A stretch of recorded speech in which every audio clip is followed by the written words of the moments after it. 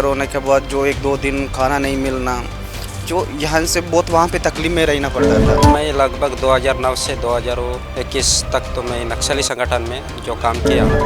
तो मैं वहाँ जो मीटिंग सुन सुन के बहुत बार यानी मेरे को समझ में आया कि नक्सली हमारा ज़िंदगी है। बोल रहा था वहाँ पे कि हमारा रास्ता लाएंगे। ये जो पुलिस प्रशासन हो, कोई भी ये अपना गवर्नमेंट सरकार हो, उसके विरोध में जो गाना गाना और मीटिंग बताना, ये सब मैं इंटरेस्ट हो के मैं जो नक्सल में गया। मतलब 15-16 से जो उनका या संगठन का जो कामकाज है उसका थोड़ा बहुत बदलाव आ रहा है। समर्पित वालों को पलट दे दिए, घरकुल मंजूर कर दिए। अभी हमारा ज़िंदगी बहुत अच्छा हो गया।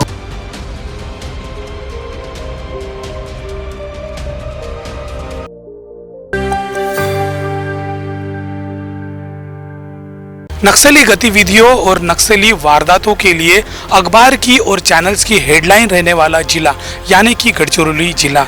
और इस वक्त हम लोग गढ़चिरौली जिले के उस जगह पर मौजूद है जो नक्सलवादी है जिन्होंने आत्मसमर्पण किया हुआ है। उनके लिए यहाँ पर कई तरह की व्यवस्थाएं की गई है। हम देख सकते हैं कि यहाँ के आसपास का ये पूरा जो इलाका दिख रहा है, ये सारे के सारे उन लोगों के घर है जिन लोगों का पुनर्वसन जो है वो नवेगांव के नवजीवन वसाहत में किया गया है।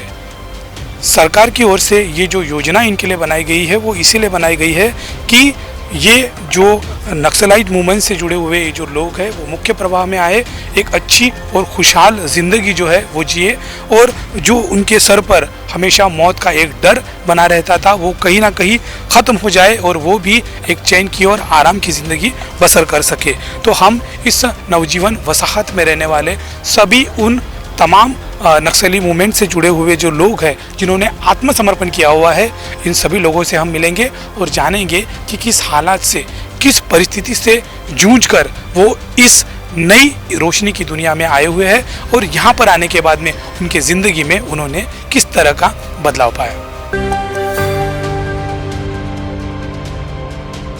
हम सभी जानते हैं कि महाराष्ट्र का गढ़चिरौली जिला यहाँ होने वाली नक्सली घटनाओं को लेकर हर पल चर्चा में रहता है।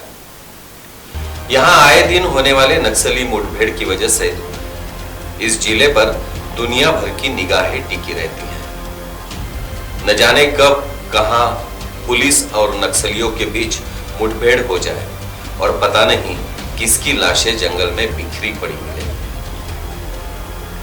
ये बताना मुश्किल है कि नक्सलवादियों की लाशें कहां मिल सकती हैं और कई बार शहीद हुए पुलिस की भी लाशें जंगल में से बरामद होती हैं। नक्सलियों का काम करने का अपना एक तरीका है। कई माओवादी संगठनों के लोग गांव के इन आदिवासी जवानों को जंगल, जमीन और उनके अधिकारों की दुहाइयां देकर नक्सल दल में उनको शामिल करने की कोशिश करते हैं।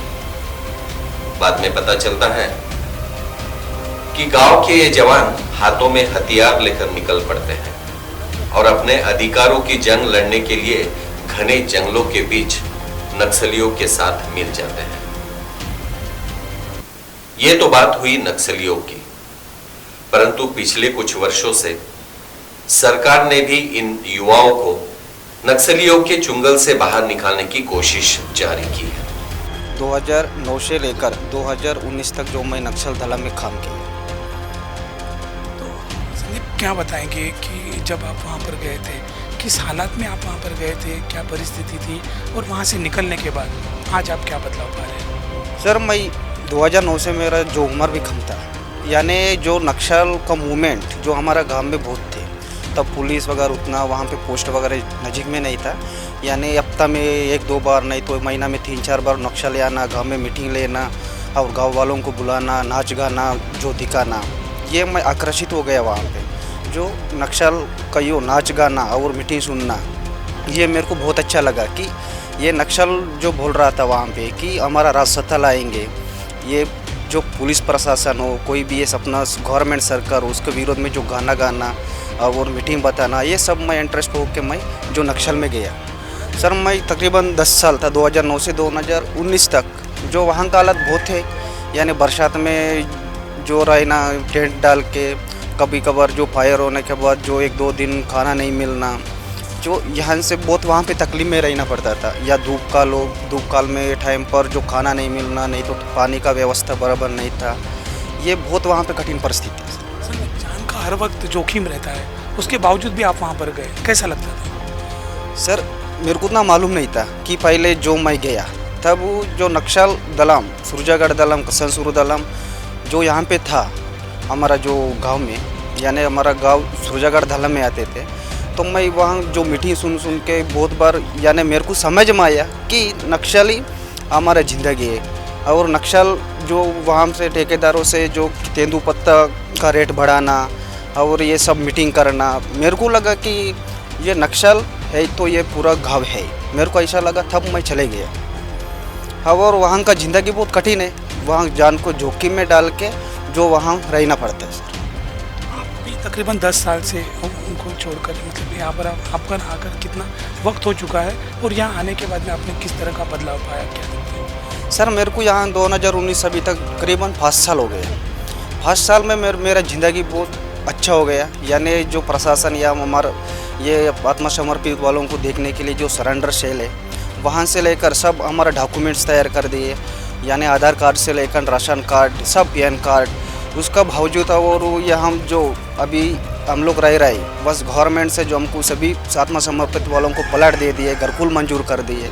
अभी हमारा ज़िंदगी बहुत अच्छा हो गया। तो ये जो बदलाव आपने देखा है कि वहाँ पर आपका हमेशा जान जोखिम में रहती थी, यहाँ पर आपको सारी फैसिलिटीज़ दी गई है, कैसा लगता है?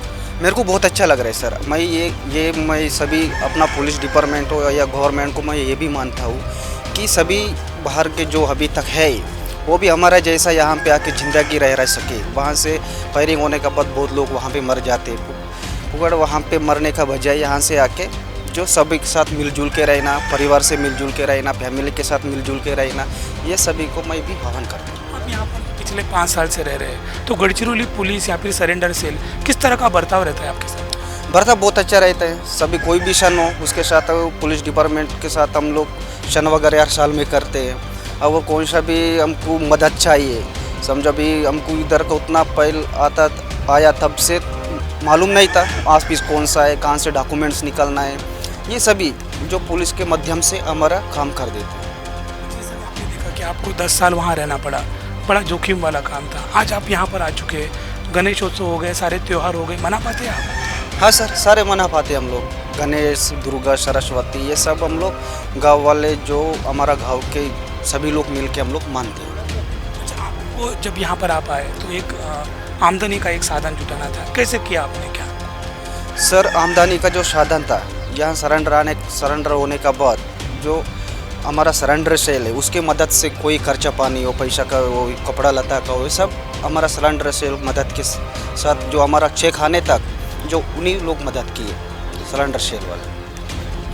आप जैसे ही बहुत सारे लोग हैं जो वहाँ पर फंसे हुए, उनसे किस तरह का अपील करेंगे, क्या बताएं? सर, मैं उन सभी हमारा साथी जो कुछ लोग उधर ही है अभी नक्सल दलाम में जो काम कर रहे हैं, मैं उसको यही अपील करता हूँ कि सभी लोग वहाँ उतना कठिन जिंदगी जो जोखिम में अपना जान को डालकर जो अभी वहाँ पे रह रहे, वो यहाँ पे आके अच्छी ज़िंदगी जो जिए और उसके परिवार के साथ मिलजुल के रहना, यही मैं आह्वान करता हूँ। महाराष्ट्र सरकार ने नक्सल अभियान में सम्मिलित युवाओं को वापस समाज में आकर काम करने के लिए आत्मसमर्पण अभियान जारी किया है। आत्मसमर्पण अभियान की वजह से नक्सली मूवमेंट कमजोर होता दिखाई दे रहा है। 1-2 ऐसे नहीं तो सैकड़ों की तादाद में नक्सली युवक पुलिस के सामने आत्मसमर्पण करते हुए दिख रहे हैं। आत्मसमर्पण करने के बाद नक्सली चुंगल से तो वह बाहर निकलते ही है, लेकिन अपनी एक नई खुशहाल जिंदगी वो शुरू करते हुए दिख रहे हैं। तर गडचिरोली जिल्ह्याच्या नवेगाव स्थित नवजीवन वसाहतीत आपण आहोत आणि इथे आपण बघू शकतो की या संपूर्ण वसाहतीमध्ये जे आहेत ते ज्यांचं पुनर्वसन करण्यात आलेलं आहे, अशा प्रकारचे जे नक्सलिस्ट मूवमेंटमध्ये जे इन्वॉल्व होते त्यांना इथे आणलेलं आहे। आपण त्यांच्याकडून जाणून घेऊया। 2022 में सरेंडर किया और उस समय जो अंकित गर्ल सर थे वो उनके सामने हम आत्मसमर्पण किए हैं। हम पति पत्नी दोनों जन सरेंडर किए हैं।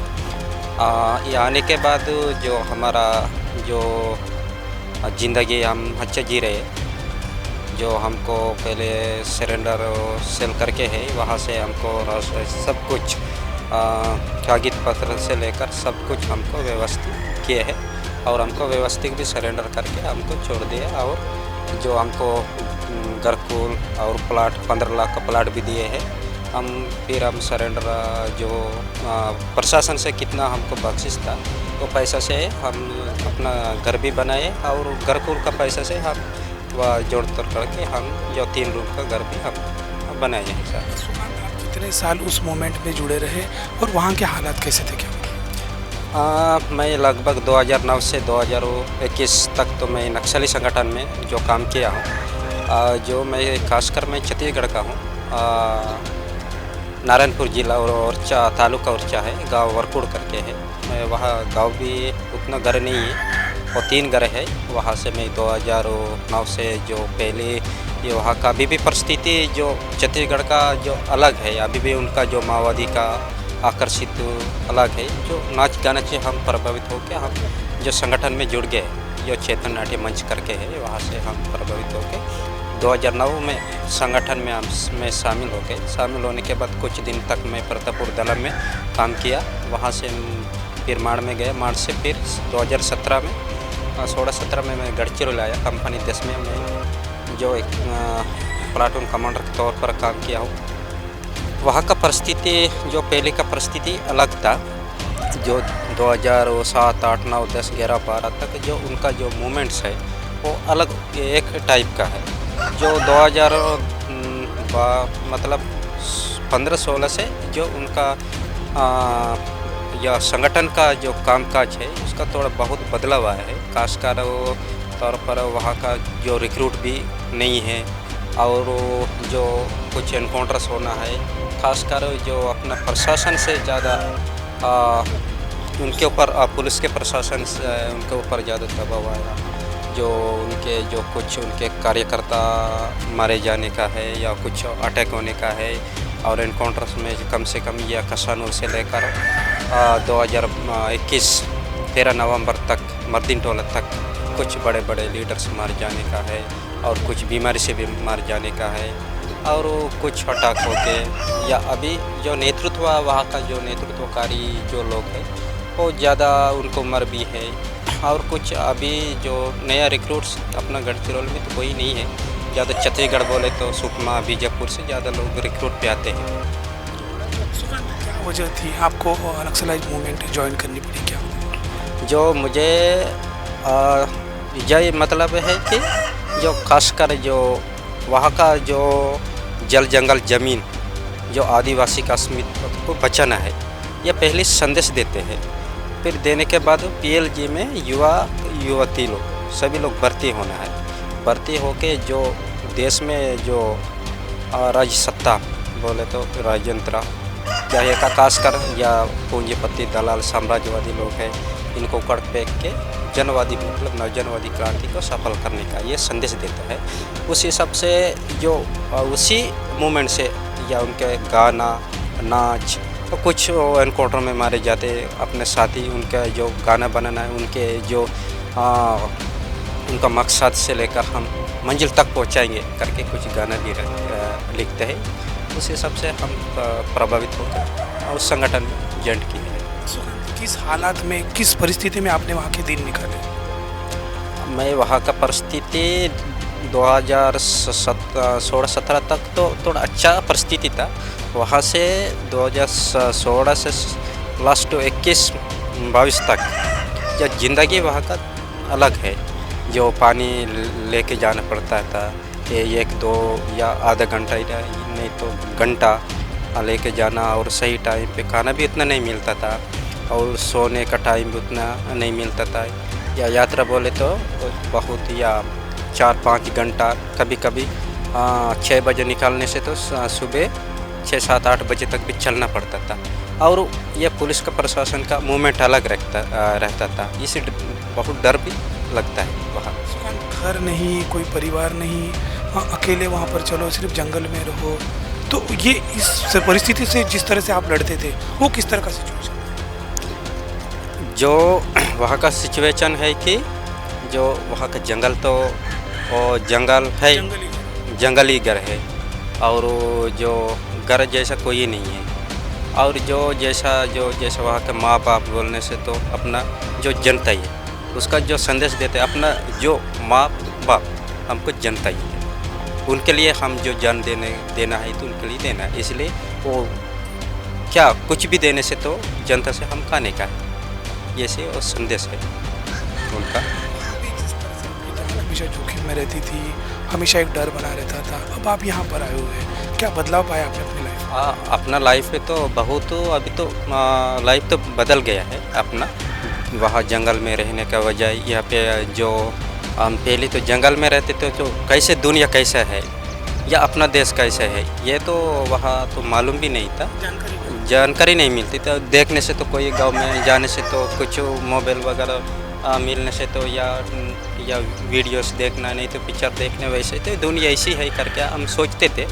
नहीं तो अभी यहाँ का आने के बाद जो दुनिया ऐसा है या अभी दुनिया मतलब पूरा या डेवलप है, अपना जो देश भी थोड़ा डेवलप है, ये और सब कुछ हम पहचान में आता है और आगे वालों को हम बता भी सकते हैं ऐसा है दुनिया करके। आपकी पत्नी और आप खुद दोनों भी जन उस मूवमेंट से जुड़े हुए थे, आज आप दोनों ही इस मूवमेंट से बाहर आकर अपनी अलग ज़िंदगी बसाए हुए हैं, कैसा लग रहा है? अभी जो वहाँ जो उस मूवमेंट में थे तब वो डर भी लगता था, लेकिन वहाँ छोड़ के आने के बाद हम दोनों भी अभी यहाँ का लाइफ जो अच्छा है, हम एक ही साथ रहते थे। वहाँ तो एक ही साथ भी रहने का मुश्किल होता था। अभी जो संगठन में छोड़ के यहाँ पे हम आते हैं तो एक ही साथ रहते हैं। सब कुछ जो मिस्त्री काम, नहीं तो रोजी हम साथ में जाते हैं, सब कुछ हम साथ में करते हैं। क्या बताएंगे सुखान, आप जैसे बहुत सारे लोग हैं जो आज भी इस मूवमेंट से जुड़े हुए हैं, उन्हें किस तरह का अपील करेंगे, आप क्या बताएंगे? जो उनको हम अपील करते हैं कि जो हम मुखिया धारा में जो आके जुड़ना है, अगर मुखिया धारा में आके जुड़ने से तो हमको जो सुविधा मिला है उनको भी वही सुविधा मिलेगा। तो हमने देखा कि नक्सली मूवमेंट से जुड़े ये सारे जो साथी हैं, इन्हें नहीं पता था कि इस देश का डेवलपमेंट किस तरह का है, हमारे स्टेट का डेवलपमेंट किस तरह से है, किस तरह से इस देश के बाहर की दुनिया है। लेकिन जब वो ये सारा का सारा मूवमेंट छोड़कर इस मुख्य प्रवाह की धारा में आए हैं तो इन्हें पता चला है कि ज़िंदगी क्या होती है, ज़िंदगी कितनी खूबसूरत होती है। आपको ये जानकर खुशी होगी कि गढ़चिरौली शहर से लगे हुए नवेगांव इलाके में इन आत्मसमर्पित नक्सलियों के लिए सरकार द्वारा कई सारी सुविधाएं निर्माण की जा रही हैं। उनके लिए मकान बनाए गए हैं और उनको खुशहाल जीवन जीने के लिए कई सारी सुविधा उपलब्ध कराने का भी प्रयास सरकार कर रही है। इस इलाके को सरकार ने जनजीवन वसाहत ऐसा नाम दिया है, जिसमें आज की स्थिति में कम से कम 600 से ज्यादा परिवार अपनी नई जिंदगी को मौत के साए से दूर और खुशहाली से बसर करते हुए दिख रहे हैं। सरकार ने इन आत्मसमर्पित नक्सलियों के लिए न केवल मकान बनाए, परंतु उनकी रोजी रोटी का भी विचार किया है। इन युवाओं को रोजगार मिले, उनको कुछ काम मिले, वो पैसे कमा सके, इस विचार से सरकार ने बेहतर पर्याय ढूंढने की कोशिश की है। कई तरह के प्रशिक्षण देकर इन युवाओं को आर्थिक कमाई का स्रोत बढ़ाने की शिक्षा भी सरकार द्वारा दी जा रही है। आत्मसमर्पित जो नक्सली है उनकी ज़िंदगी में किस तरह से बदलाव आता है, आत्मसमर्पण करने के बाद उनके रोजी रोटी का जो सवाल होता है उसे प्रशासन किस तरह से पूरा करता है, उस पर भी हम थोड़ी सी नज़र डालेंगे। इस वक्त हम देख रहे हैं कि ये जो नवजीवन जो वसाहत है, ये जो सोसाइटी है, इसमें जो घरकुल में जो घर बनाए गए हैं, इसमें से कई जगह पर जो है वो आत्मसमर्पित जो नक्सली है उनके रोजी रोटी का जो जुगाड़ है वो किस तरह से किया गया है वो भी हम देखेंगे।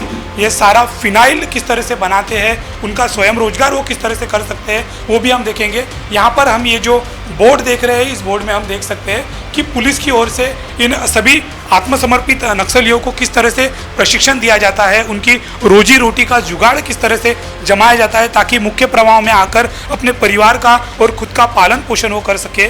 सर देखिए, ये जो नक्सल जो आत्मसमर्पण महिला है, उनको उनका खुद का एक बिजनेस होना, इस वजह से हमारे माननीय एसपी साहब गोयल साहब थे, उन्होंने एमगिरी वर्धा में इनको मतलब 11 लेडीज को ट्रेनिंग देके फिनाइल कैसे पद्धति से बनाया जाता है वहाँ 5 दिन का ट्रेनिंग दिए। उसके बाद खुद आके इन्होंने अपना प्रोडक्ट तैयार किए है। ये जो फिनाइल का है, ये जो फिनाइल बनाते हैं, ये जो बाटल है, ये हम बाटल परचेस करके ये 72 रुपये में हम मार्केट में इसको बेचते हैं।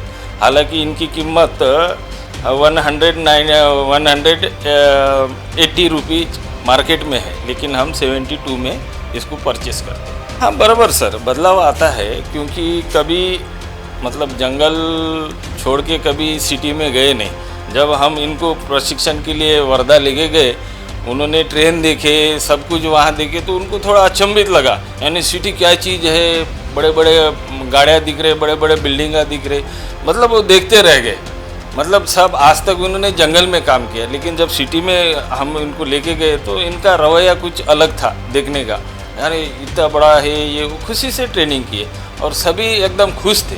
हाँ जी हाँ जी, अभी देखो अभी इनका जो बिजनेस है काफ़ी बेनिफिट है इसमें, और काफ़ी हमारे एसपी साहब ने इसको अच्छे तरह से हैंडल करके बहुत जगह पे हम परचेज। सरकार का उद्देश्य यही है कि ये सभी आत्मसमर्पित नक्सली अपने परिवार सहित समाज की मुख्य धारा में आकर एक दूसरे के सहायता से अपनी जिंदगी को खुशहाल बना सके।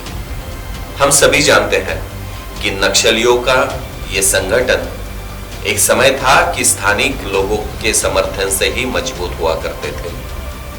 जंगली इलाका और ग्रामीण लोगों का साथ, इन वजह से कई वारदातें जंगल में हुआ करती थी और उसमें नक्सलवादी कामयाब भी हुआ करते थे।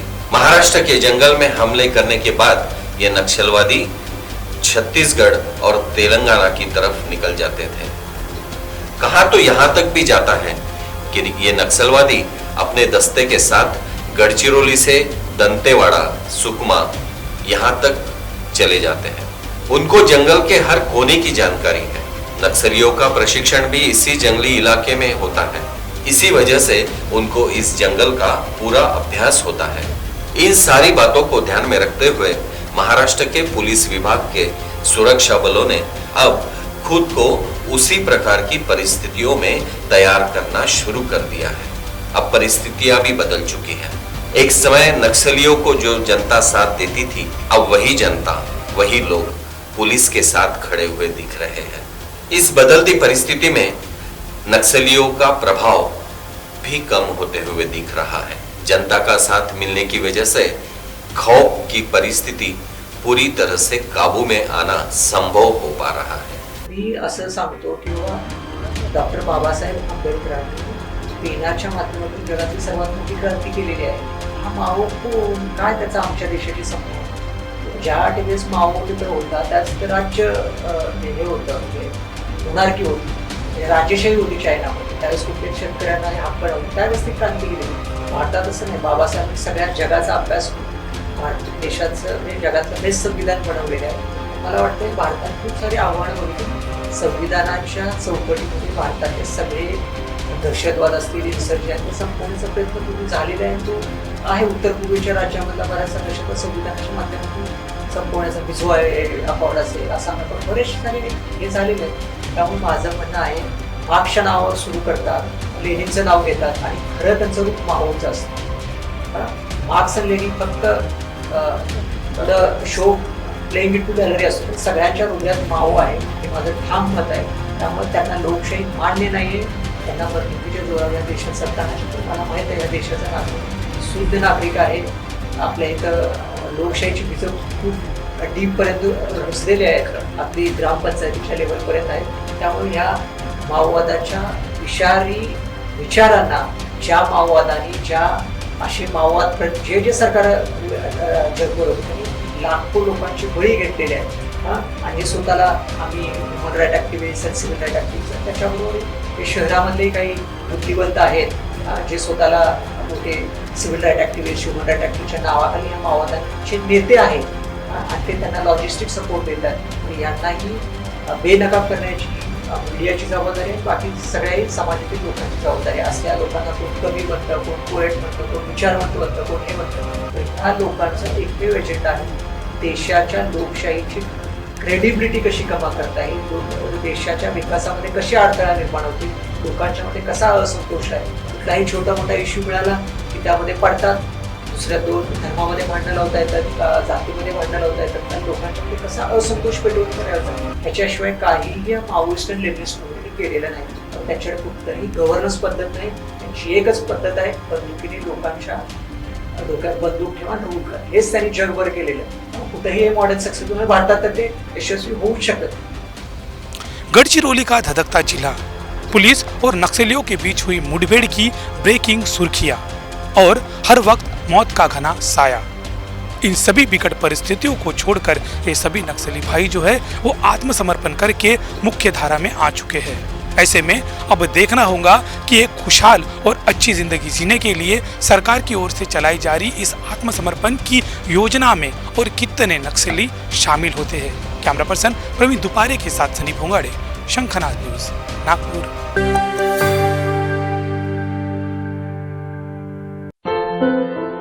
क्या हुआ बहू? माँ, पाइल्स की बहुत तकलीफ हो रही है. तो तुम गुदरोग सर्जन के पास क्यों नहीं गई?